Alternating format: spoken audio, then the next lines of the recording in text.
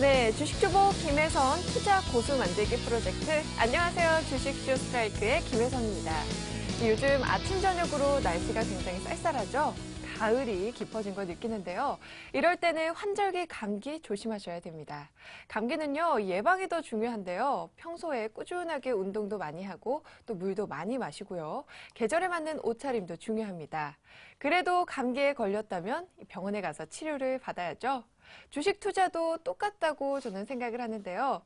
좋지 못한 결과가 나왔을 때는 치료가 필요하지만 그 전에 먼저 튼튼하게 체력을 다져 놓으면 굉장히 투자 고수가 될 수 있는 밑거름이 되지 않을까 싶습니다.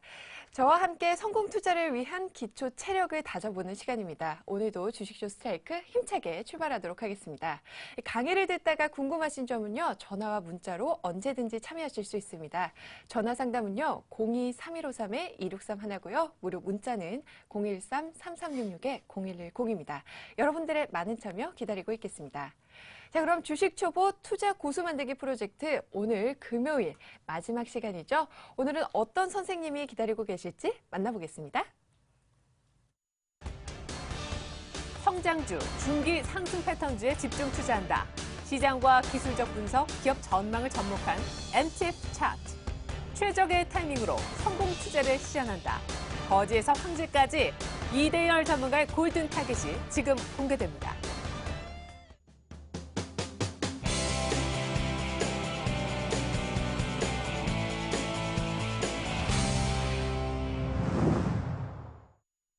네, 이대열 전문가님 만나보겠습니다. 전문가님 안녕하세요. 네, 안녕하세요. 네, 저희 지난 시간부터요, 이 PCI를 활용한 보조지표에 대해서 배워보고 있습니다. 네. 오늘 그 두 번째 시간인데요. 지난 시간에 다소 좀 헷갈리거나 어려워하셨던 시청자분들을 위해서 네. 잠깐 복습하는 시간 가져보도록 하겠습니다. 네, 지난 시간에 네. 저희 추세지표에서 이동평균선과 DMI 잠깐 뭐 그리고 정리를 좀 네. 하면서 말씀을 좀 드리죠. 네, 알겠습니다. 자, 지난 시간에는요, 우리가 그 첫 번째 그 ADX라는 것 하고요, 그다음에 DMI라는 것을 공부를 했는데 네. 여기에다가 우리가 플러스 DI를 제가 PDI라고 쓸게요. 네. 그다음에 마이너스 DI, MDI라고 쓰겠습니다. 자, 요것들을 이용해 가지고 우리가 주가의 방향성 내지는 추세의 강도 이런 것들을 어떻게 보는지에 대해서 공부를 좀 해봤어요. 자, ADX라는 것은 추세의 강도만 나타난다고 제가 말씀을 드렸어요. 네.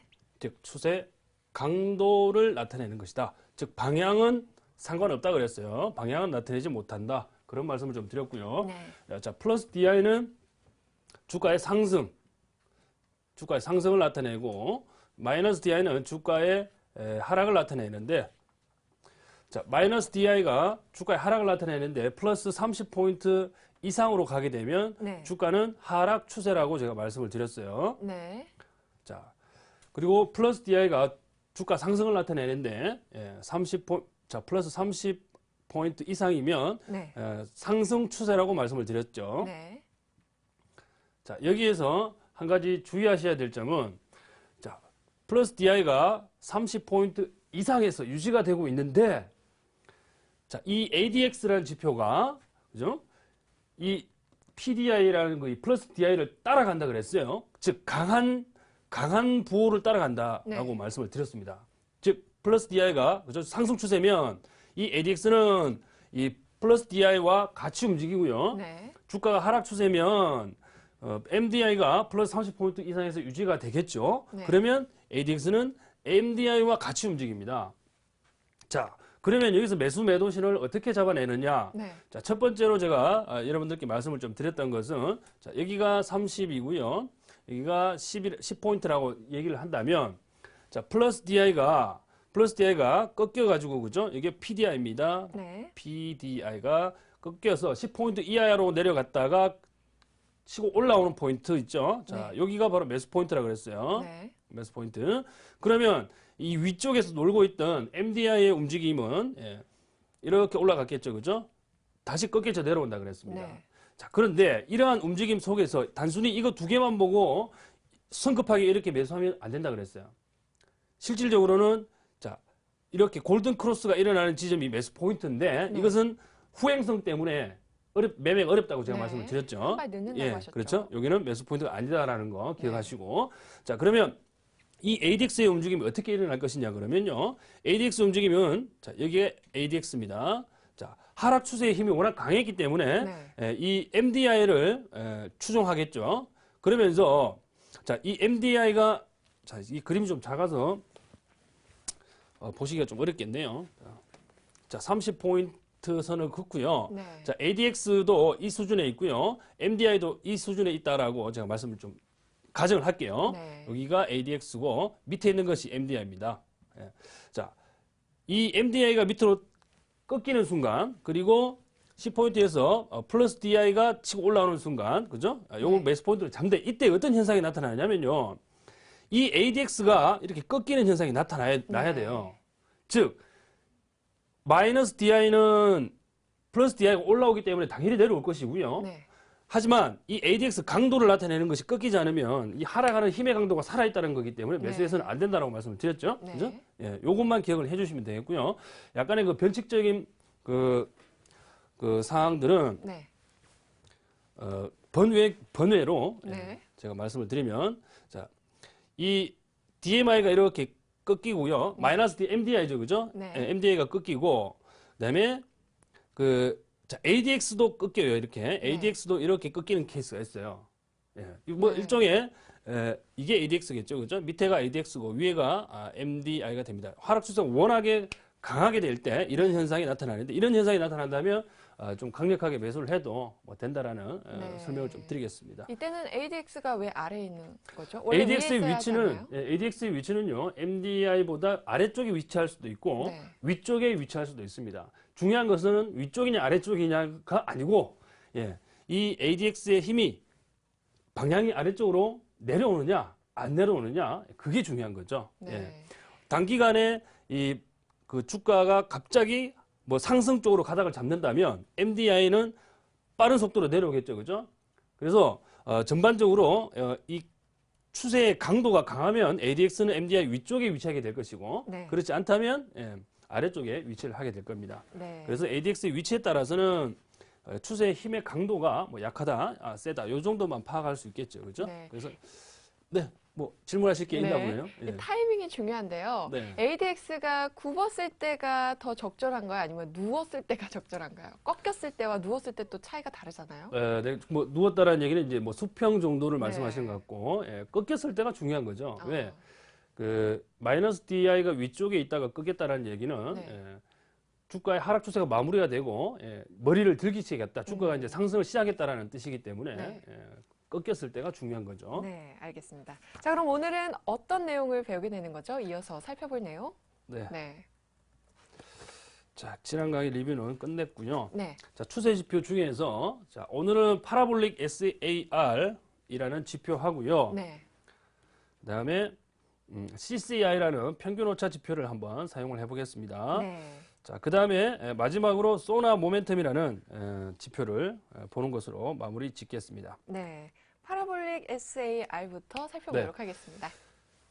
자, 파라볼릭 SAR은 여러분들 뭐 여기 이름에서도 아시다시피 네. 뭔가 포물선을 그리는 그러한 지표겠죠, 그죠? 네. 그래서 SAR이라는 지표가 있는데 이 SAR의 지표가 포물선을 그린다라고 해서 파라볼릭 SAR이라고 이름이 붙여진 겁니다. 네. 여전히 얘는 어디에 소속이 돼 있다?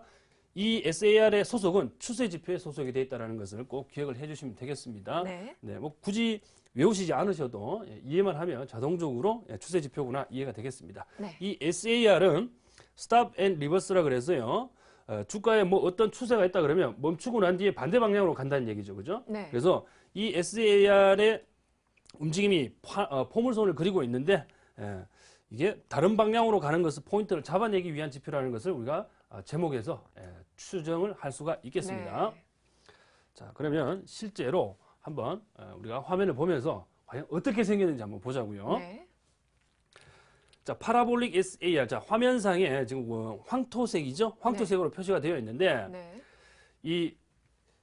자, 제가 까만색으로 여러분들이 잘 보이게 제가 점을 한번 찍어 볼게요. 자, 이런 식으로 점이 이렇게 찍혀 있고요. 네. 그다음에 이쪽에서 점이 이렇게 찍혀서 내려옵니다. 자, 이렇게 가네요. 이게 마치 그죠?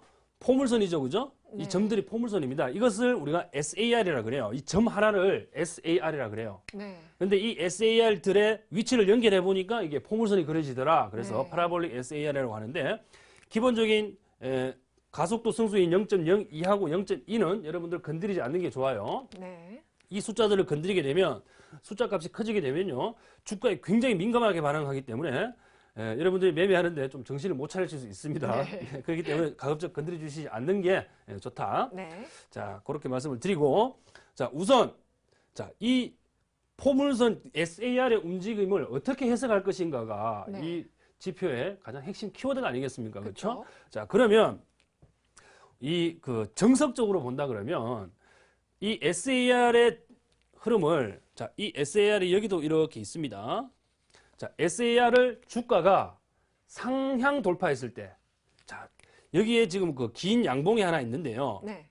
양봉이 이렇게 나와 있는데, 지금 이 SAR을 돌파를 했어요, 여기에. 그래서 네. 매수라고 적혀 있는 거거든요. 네. 돌파를 해버렸다고요. 이럴 때, 즉, 하락하는 이 SAR을, 그죠? 주가가 상승해서 돌파를 해버리게 되면 매수 신호로 인식한다는 거거든요. 어. 이게 가장 기본이고, 네. 그다음에 이 상승하는 SAR을 주가가 하락해서 이탈하게 되면 매도 신호로 인식한다는 거거든요. 네. 자, 여기 보세요. 상승하는 SAR을 주가가 그죠? 이렇게 하향 이탈해 버리게 되니까 매도 신호가 여기서 잡히는 겁니다. 네. 이게 장대 음봉인데 밑에 꼬리를 달았지만 네. 건드리게 되면 이게 신호가 뜨거든요. 네.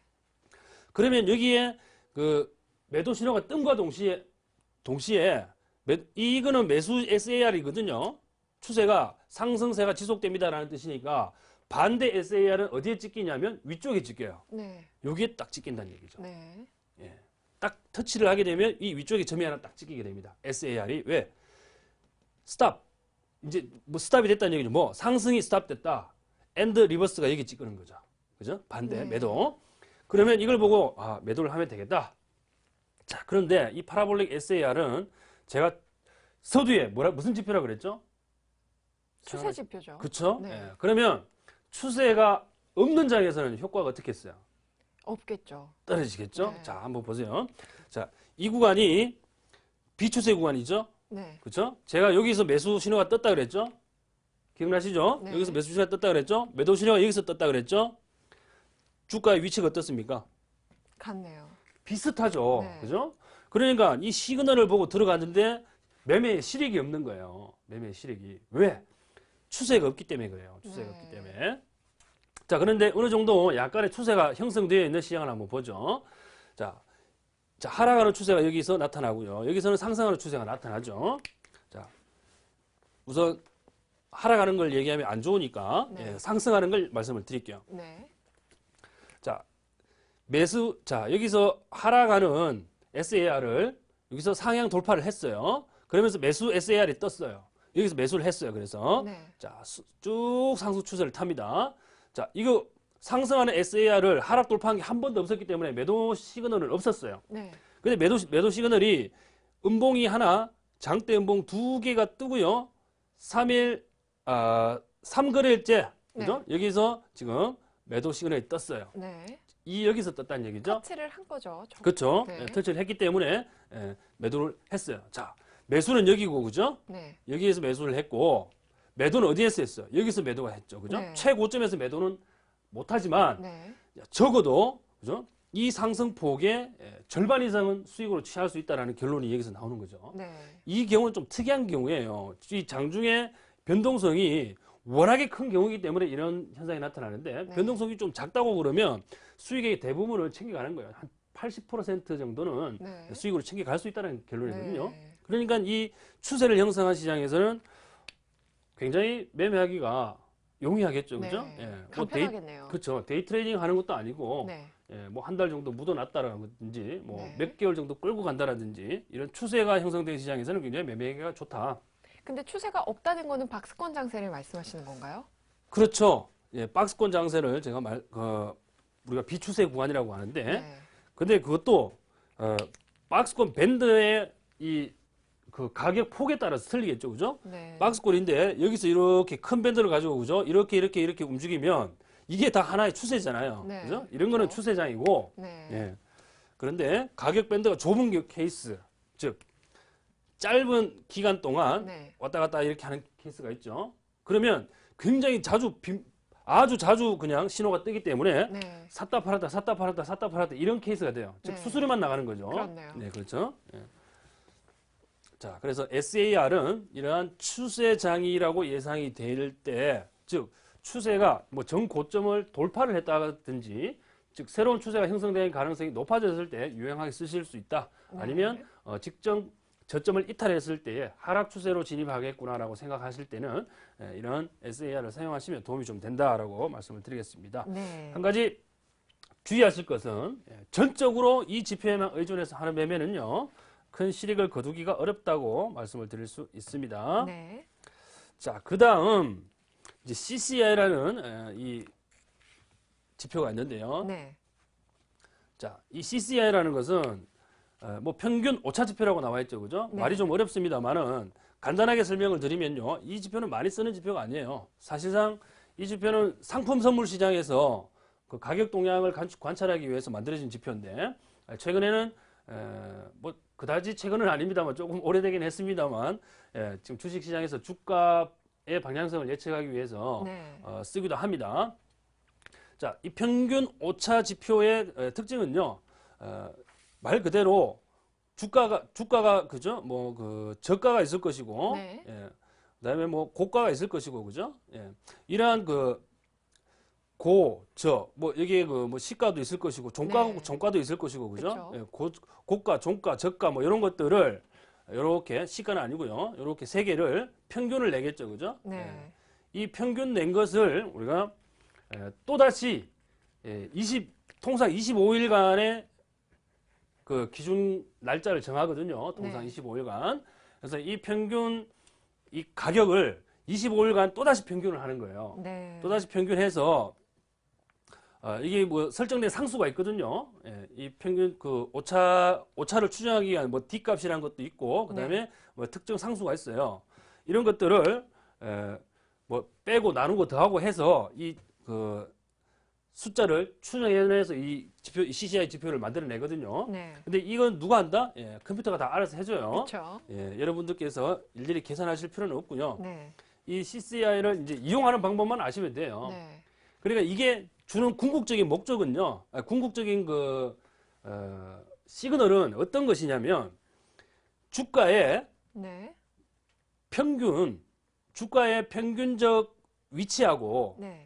현재 주가 위치가 얼마만큼 떨어져 있느냐를 나타내는 거예요. 네. 그 수식을 해석을 해보게 되면. 네. 그래서 주가의 25일간의 평균적인 움직임이 이런 움직임을 나타내고 있는데, 네. 현재 주가는 이 위쪽에 있더라. 그러면 이 CCI 그림이, 그죠? 뭐 골든 크로스가 이렇게 막 나타나고 그래요. 네. 그러면 여기는 이제 매수 시그널이 뜬다. 뭐 이런 논리거든요. 네. 보는 것 자체는 어렵지 않은데, 자, 그럼 실제 그림을 한번 보면서 해석하는 방법을 한번 배워보도록 할게요. 네. 자, 이 역시 지금 CCI인데요. 이 CCI의 그 시그널은 여기 지금 그 색깔이 조금 희미해서 잘 안 보이실 것 같은데, 네. 자, 라인을 제가 한번 그어 볼게요. 자, 주가 그래프는 잘 보이시죠? 네. 자, 여기서 이렇게 한번 하락했다가 네. 이런 식으로 지금 나오고 있습니다. 자, 보기가 좀 힘드실 텐데, 자, 이 라인이 여기 라인이요, 네. 상단선이고 이 밑에 라인이 하락선인데, 네. 통상 플러스 100, 마이너스 100선을 기준으로 삼습니다. 네. 자, 중요한 것은요, 여기 보면 매수 신호와 매도 신호라고 나와 있는데, 매수 신호를 우리가 해석을 할 때는요, 사실상은 이 제로선을 기준으로 해서 상향 돌파를 하게 되면, CCI가 상향 돌파하면 그때 매수하고, 네. 제로선을 하향 돌파하면 매도를 하는 게 정석이에요. 네. 하지만 그대로 했다가는 후행성 때문에 후행성 문제를 극복할 수가 없어요. 네.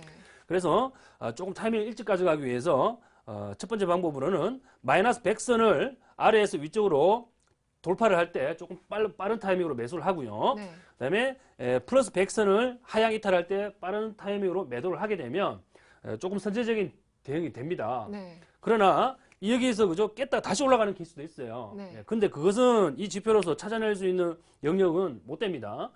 자, 그리고 그 부분은 사실상 매매하기가 조금 어렵겠죠. 근데 여러분들께서 가장 쉽고 좀 정확하게 할 수 있는 매매는 바로 다이버전스를 활용한 거예요. 네. 자, 다이버전스는 두 가지가 있어요. 전수군요. 다이버 한글을 전수. 예, 네. 다이버전스입니다. 전수해 주시죠. 예. 네. 자, 여기에는 상승 다이버전스가 있고요. 하락 다이버전스가 있는데, 네. 자, 상승 다이버전스라는 것은 무엇이냐 그러면 지금 보는 그림과 같이 주가는 하락을 하는데 CCI 지표는 전반적으로 저점을 높여가는 흐름이 나오고 있다는 얘기예요. 네. 이게 바로 상승 다이버전스예요. 즉 방향이 서로 다른 방향으로 지금 움직이고 있기 때문에 이 주가 흐름은 이 지표를 따라가는 게 일반적이다라고 합니다. 그래서 상승 쪽으로 가닥 잡을 가능성이 많습니다. 그래서 상승 다이버전스다 이렇게 얘기를 하는 거예요. 네. 근데 하락 다이버전스는 주가는 상승을 하는데 아랫 방향으로 이렇게 내려올 경우에는 주가가 조만간에 추세 전환을 일으켜서 하락할 가능성이 높다고 해서 이것을 하락 다이버전스라고 합니다. 네. 다이버전스에 반대되는 개념은 컨버전스라고 그러는데 네. 같은 방향으로 움직이는 건데요. 매매에서 크게 중요하지 않습니다. 네. 자, 우리가 앞으로 여러분들께서 이 지표를 많이 쓰신다면 이 다이버전스를 활용한 매매를 해주시는 것이 가장 정확합니다. 네. 자, 여기 고점 있고요. 자, 이렇게 올라갔다가 이런 식으로 지금 움직이고 있는데 여기 네. 고점, 여기 고점이 이렇게 낮아지고 있잖아요. 그죠? 네. 근데 주가는 어떻게 됐어요? 이렇게 올라가잖아요. 네. 이 지금 기준선에서. 그죠? 올라가는데 여기서 지금 다이버전스가 발생이 된 거예요. 그러면 조만간에 이게 터닝 포인트가 오겠구나라고 생각할 수 있겠죠. 그러면 이 음봉이 나올 때 바로 매도를 해버리는 거예요. 네. 그러면 그죠? 우리가 100선을 깨기 이전에도 벌써 매도 신호가 나오는 거죠. 그러니까 타이밍이 우리가 이 정석적인 매매에서 조금 변칙을 준 매매보다도 더 빠른 신호를 잡을 수가 있다는 거예요. 네. 그래서 후행성 문제를 일부 극복할 수 있는 게 바로 이 다이버전스를 활용하는 매매가 이 보조지표의 후행성을 극복할 수 있는 그런 케이스가 되겠습니다. 네. 그럼 하락 다이버전스가 나올 때 네. 이 플러스 100을 뚫고 내려가기 전에 매도를 하면 된다는 말씀이시죠? 그렇게 조건을 설정하실 필요는 없고요. 네. 자, 플러스 100선을 하향 이탈하지 않더라도 네. 하락 다이버전스가 발생이 되면 매도로 대응을 하면 된다는 거죠. 네. 자, 이해하셨죠? 알겠습니다. 네. 네. 자, 마지막으로 이제 소나 모멘텀이라는 지표입니다. 네. 소나는 이제 일반적으로 배, 그죠? 뭐 군함이나 네. 아니면 그 잠수함에 장착되어 있는 수중 레이더를 얘기하는 건데 네. 이게 왜 뜬금없이 주식시장에 등장을 했느냐? 그러니까요. 어떤 지표인가요? 자, 소나 같은 경우에는요, 이 소나도 자 그림을 보면서 말씀드릴게요. 네. 자, 소나도요, 이 어디까지나 보조 지표긴 합니다만은 네. 주가의 전반적인 추세의 시그널의 강도를 얘기해 주는 겁니다. 네. 시그널의 강도를. 네. 그래서 이 소나 값들의 일반 그 9일 동안의 이동 평균선을 시그널 신호로 이제 해석을 해서 우리가 그 골든 크로스가 났을 때 뭐 네. 매수 신호를 하자, 아니면 데드 크로스가 발생이 됐을 때 매도 신호를 잡아보자, 뭐 네. 이러한 취지로 지금 이 소나 모멘텀이라는 지표를 사용을 하는데요. 네. 이것도 역시 여러분들께서 이 정석적인 매매를 해서는 정확한 시그널을 포착해내기가 상당히 어렵습니다. 왜? 얘도 지금 그 후행성 문제를 극복할 수가 없어요. 네. 그래서 자, 지금 그 소나 지표 자체가 시그널선은 아마 보이실 거예요. 짙은 색이기 때문에. 그래서 소나 라인만 제가 까만색으로 표시를 하겠습니다. 네. 자, 시그널선을 이렇게 상향 돌파를 하게 될 때 매수 시그널이 여기 뜬다 그랬어요. 네. 그렇죠?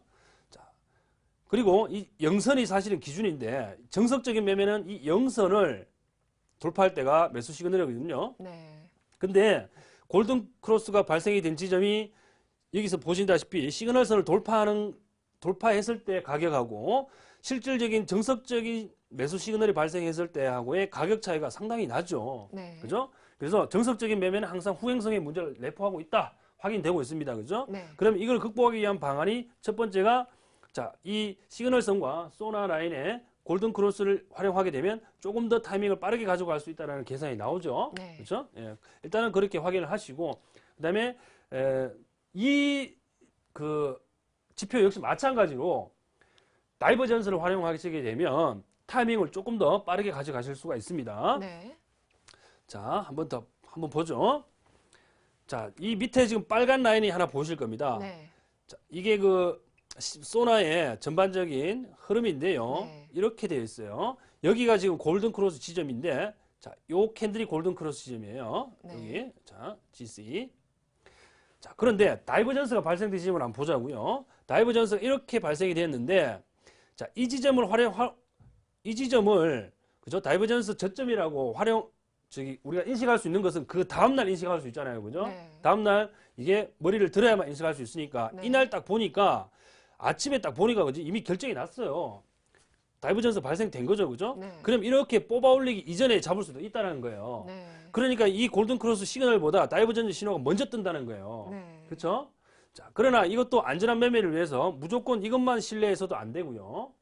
그러나 타이밍상은요, 이 골든 크로스 시그널보다 이 다이버전스의 신호가 먼저 뜬다는 것은 여기서 증명이 되고 있습니다. 공격적으로 들어가실 분들은 이렇게 하셔도 돼요. 네.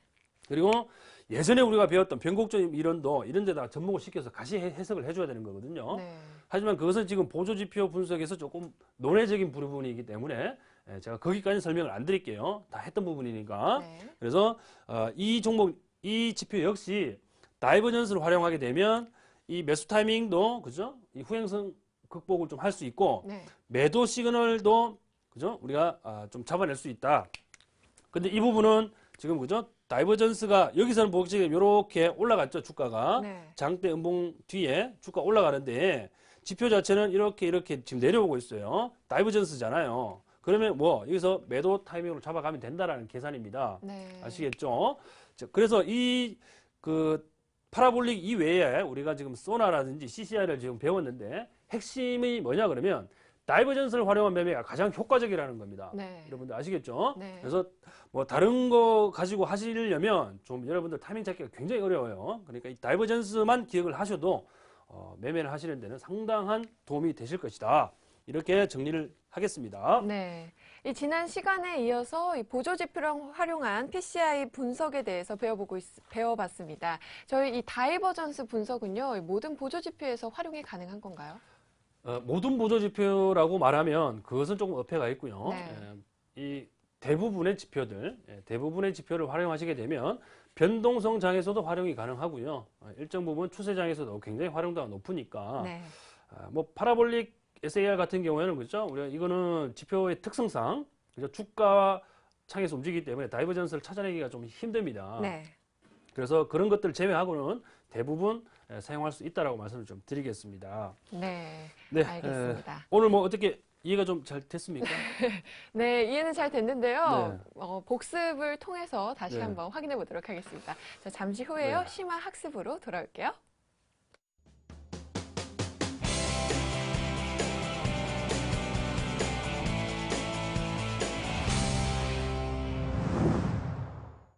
네, 지금 이 시간부터는요.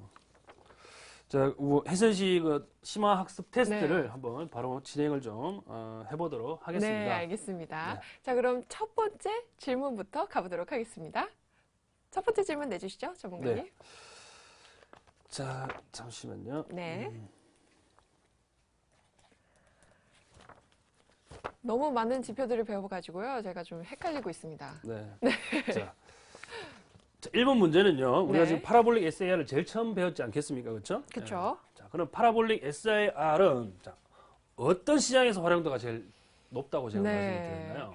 시장, 어떤 시장이요? 네. 이 추세 시장 아닐까요? 추세 시장이요. 추세 시장. 네. 맞나요? 네, 답은 조금 이따 발표를 하겠습니다. 네.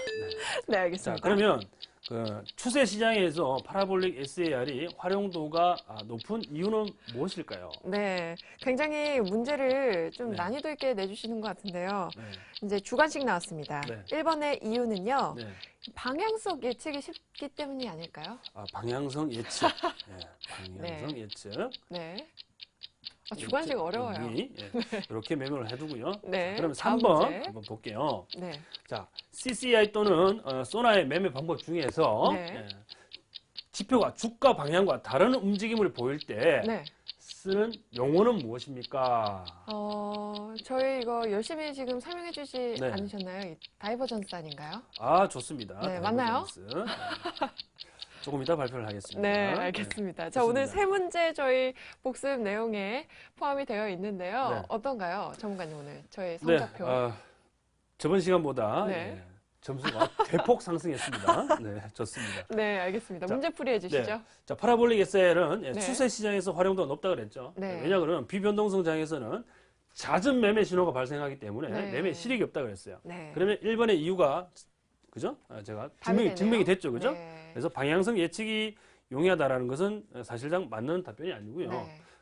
추세 시장에서 그죠? 활용도가 높은 이유는 네. 추세 시장이 아닌 시장에서는 잦은 매매 발생과 네. 후행성 문제 때문에 매매의 실익이 없기 때문이다. 네. 그게 실질적인 답변이 되겠습니다. 네. 마지막 그리고 문제. CCI나 소나의 매매 방법 중에서 지표하고 방향성이 주가 방향이 다른 방향으로 갈 경우에는요. 지표의 방향대로 추세가 전환될 가능성이 높다 그랬죠. 그것을 네. 우리는 다이버전스다라고 말씀드린다 네. 라고 했죠. 그래서 1번과 2번이 맞습니다. 그렇죠? 네. 그래서 66.6이 되겠습니다. 네. 66.6점. 네. 아주 저번 시간에 정확한. 그죠? 25점이었죠? 네. 좋습니다. 자꾸 이렇게 숫자로 이렇게 각인을 네. 시켜주시는데요. 네, 감사합니다. 전문가님. 100점을 네. 맞는 그날까지 열심히 노력해 보도록 하겠습니다. 이어서 이 시청자 Q&A 시간 가져보도록 하겠습니다. 먼저 문의하실 수 있는 방법 알려드릴게요. 전화 상담은요. 02-3153-2631 하나고요. 무료 문자는 013-3366-0110입니다. 오늘은 문자로 들어온 Q&A 한번 살펴보도록 하겠습니다. 첫 번째 질문인데요. 네, 좀 전에 살펴봤던 내용이자 이 다이버전스에 대해서 이해가 안 된다고 다시 한 번만 설명해 주세요라고 질문을 해주셨는데요. 그래요. 전문가님, 네, 네. 다시 한번 설명 부탁드립니다. 네. 다이버전스에 대한 내용들을요. 이 화면 한번 보시죠. 네. 이 화면에 제가 그림으로 설명을 드려야 좀 이해가 좀 쉬울 것 같네요. 네, 주가의 움직임을 그림으로 나타내게 되면 자, 이런 그림을 한번 그려볼게요. 네, 이렇게 가고 있다. 근데 밑에 보조 지표를 우리가 뭐 CCI라고 한번 네. 해보죠. 오늘 배운 지표 배워볼까요? 여기가 고점이죠. 네, 여기다 뭐 고점이다. 그래서 여기 뭐 약간의 음봉이 나왔다고 치죠. 네. 이렇게 약간의 음봉이 나왔다고 칩시다. 네, CCI 지표가 이렇게 올라갑니다. 올라가면서 여기 고점이죠. 자, 올라갔는데 여기 내려오는 구간에서 살짝 조정을 받았어요. 네. 조정받고 다시 올라가요. 다시 올라가는데 네, 높이가 틀려요. 높이가 살짝 하락했어요. 네, 자, 비슷하게 그린 것 같은데. 네, 이렇게 살짝 전 고점을 넘어서지 못했어요. 그죠? 그래서 여기 살짝 또 꺾여 있어요. 네, 그런데 이 주가의 고점은 어떻게 됐나요? 이렇게 위쪽으로 향하고 있죠. 네. 그죠? 근데 얘는 아랫 방향으로 향하고 있죠. 이렇게. 네, 그죠? 그러니까 이 모멘텀 자체가 여기보다 여기가 작다는 얘기예요. 주가는 올랐지만 네, 실질적으로 에너지가 힘이 없다는 얘기죠. 그래서 추세가 바로 전환될 가능성이 높다라고 예상을 하고 여기 이 신호를 보는 순간 여기에서 바로 매도를 때려버리는 거죠. 네, 예. 이게 뭐다? 하락 다이버전스라고 그랬어요. 왜? 네, 주가는 상승 방향이지만 지표의 방향이 아랫 방향이기 때문에 주가가 지표를 따라서 내려올 가능성이 높다 그래서 하락 다이버전스라고 그러고요. 네, 반대로 상승 다이버전스는 주가는 하락을 하는데 자, 주가가 이런 식으로 하락을 합니다. 주가가 이런 식으로 하락을 하는데 네, 자, 이렇게 돼 있다가 치죠. 이렇게 지금 저점을 갱신하면서 내려오잖아요. 네. 그죠? 근데 CCI 지표는요. 이렇게 내려와 있다가 그죠? 이렇게 갑니다. 즉 저점이 갱신이 되고 내려왔는데도 불구하고 네, 이 CCI 지표는 여기에서 그죠? 오히려 높아져 버린 거예요. 저점이. 네. 그래서 이런 형상을 나타내더라. 네. 그러니까 여기에서 터닝 포인트가 되고 다시 올라갈 가능성이 높겠구나라고 예상을 하고 그죠? 여기서 매수를 한다는 거예요. 네, 그죠? 이걸 뭐라 그런다? 상승 다이버전스라 그런다. 즉 다이버전스는 주가의 방향성과 지표의 전반적인 방향성이 다른 케이스를 나타내는 거다. 네, 그죠? 그래서 고점과 저점을 서로 연결하는 라인들의 전반적인 그 흐름을 보고 판단하시면 어렵지 않습니다. 네, 다이버전스에 대해서 궁금증 해결해 봤습니다. 두 번째 질문은요. 이 뒷번호가 5865님이 보내주셨습니다. 이 보조지표의 후행성을 극복할 수 있는 방법이 있을까요? 라고 질문을 해주셨는데요. 전문가님 해답은 뭔가요? 네, 보조지표의 그 후행성을 극복할 수 있는 방법은 완벽하게 극복할 수 있는 방법은 존재하지 않습니다. 그렇죠. 예, 이 후행성을 네. 극복할 수 있다는 것은 주가보다 먼저 움직인다는 얘기인데 예, 그런 게 있다 그러면 저도 좀 알고 싶은데 네. 예, 완벽하게 할 수 있는 방법은 없고요. 네. 얼마만큼 덜 늦게 하느냐가 중요한 거죠. 네. 얼마만큼 덜 늦게 하느냐. 그래서 정석적인 매매보다는 조금 더 빠른 타이밍을 찾기 위해 변칙적인 방법을 찾고 네. 그거보다 조금 더 빠른 타이밍을 찾기 위해서 그죠? 우리가 다이버전스를 활용을 하는데 이 후행성을 그죠? 줄이면 줄일수록 불확실성이 높아져요. 네. 불확실성이 높아진다. 그만큼 리스크가 커진다는 얘기죠. 네. 하지만 후행성이 그죠? 늦으면 늦을수록 확실성이 커지느냐? 그건 또 아니에요. 이익 폭이 줄어들기 때문에 네. 똑같은 리스크를 갖고 가는 거예요. 그래서 어떤 방법을 쓰느냐는 여러분들 투자 성향에 맞게끔 조정을 하시는 게 중요한 것이지 이 후행성을 전적으로 극복을 한번 해보겠다고 하는 일은 좀 무의미하지 않나라는 생각인데 네. 그래도 조금 리스키하지만 매매 타이밍을 조금 빠르게 가져가서 수익률을 조금 극대화시키는 방안을 하시고자 하신다면 다이버전스의 방법을 쓰신다든지 네. 아니면 개별 지표의 그 변형된 방법들이 다 존재하겠죠. 네. 예, 그런 것들을 쓰시면 되겠습니다. 네. 궁금증 해결이 되셨는지 모르겠습니다. 저희 시청자 Q&A 시간까지 잘 들어봤고요. 오늘 강의에 대해서 또 이대열 전문가님의 노하우가 더 궁금하신 분은요. 이 리치맵 홈페이지를 통해서 전문가님의 온라인 방송을 참여해보시면 더 유익할 것 같습니다. 저는 잠시 후에요. 시청자와 함께하는 시간으로 돌아오겠습니다. 여러분 채널 고정해주세요. I've paid my dues time after time. I've done my sentence, but committed no crime. And bad mistakes, I've made a few. I've had my shells and kicks in my face, but I've come through. I need to go on. We are the champions, my friends, and we'll keep on fighting till the end. We are the champions. We are the champions. No time for losers, 'cause we are the champions of the world.